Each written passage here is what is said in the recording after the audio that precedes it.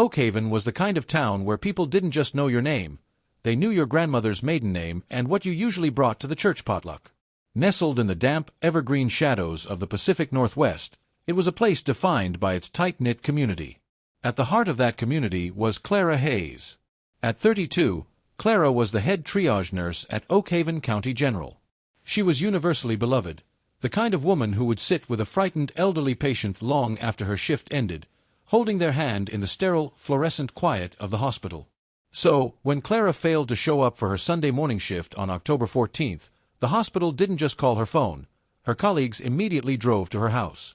They found her front door unlocked and her golden retriever, Barnaby, pacing anxiously in the hall. Clara was nowhere to be found. By noon, the Oakhaven Police Department had located Clara's vehicle. Her silver Honda Civic was found idling on the shoulder of Route 119, a desolate, heavily wooded stretch of highway 10 miles outside of town. The driver's side door was flung wide open, the rain soaking the gray upholstery.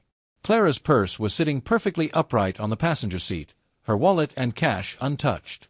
But it was the driver's side floorboard that chilled the responding officers to the bone, a distinct, pooling smear of blood. The initial theory was an agonizing one. Oakhaven was geographically isolated but sat near a major interstate.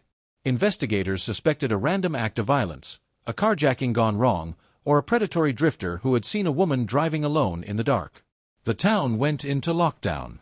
Hardware stores sold out of deadbolts. Vigils were held every night in the town square, led by Oakhaven's charismatic and deeply respected youth pastor, David Mercer, who prayed tearfully for Clara's safe return. For 3 weeks, state troopers and volunteers combed the dense woods with tracking dogs. They found nothing. Clara had simply vanished into the mist. When the State Bureau of Investigation took over the stalled case, they decided to start from scratch. If Clara hadn't been a random target, they needed to know everything about her. To the town, Clara was a saint. But as detectives dug into her digital footprint, the pristine veneer of her life began to crack. While auditing her finances, investigators found routine, unexplained cash withdrawals of $500 over the past year. They also found a second, hidden bank account containing a safety deposit box key. Inside the box at a neighboring county's bank, they didn't find cash. They found a prepaid burner phone and an ultrasound photo. Clara Hayes was 9 weeks pregnant. When investigators powered up the burner phone, they unlocked a secret life that Oakhaven never could have imagined. Clara had been engaged in a volatile, 2-year-long affair. The text messages painted a picture of a woman deeply in love, but increasingly desperate. In the weeks leading up to her disappearance, the tone of the texts had turned dark. Clara was refusing to terminate the pregnancy, and her secret lover was panicking, threatening that she was going to ruin everything. The detectives immediately traced the phone number Clara had been texting. It didn't belong to a mysterious outsider, a hospital colleague, or an ex-boyfriend. The number was registered to a Shell LLC owned by David Mercer, the beloved married youth pastor who had been standing at the town square every night, holding a candle and weeping for Clara's safe return. The revelation was a seismic shock to the investigators. Mercer was an Oakhaven golden boy.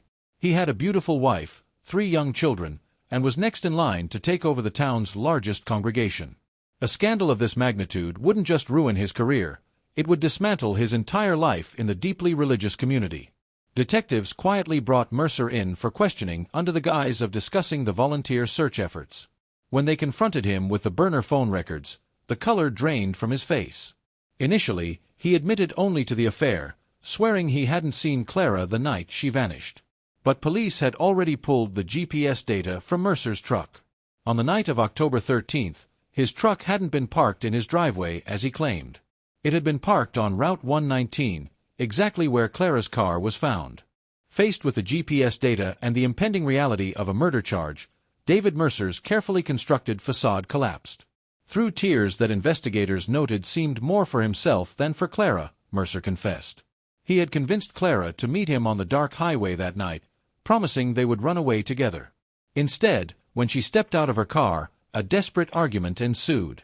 Mercer, terrified of losing his family and his pristine reputation, struck Clara with a heavy flashlight. He then drove her body 50 miles away, burying her in a shallow grave on a piece of hunting property owned by his family, land that the initial volunteer searchers had never thought to check. In November, based on Mercer's confession, authorities recovered Clara Hayes' remains. The trial of David Mercer was a quiet, somber affair.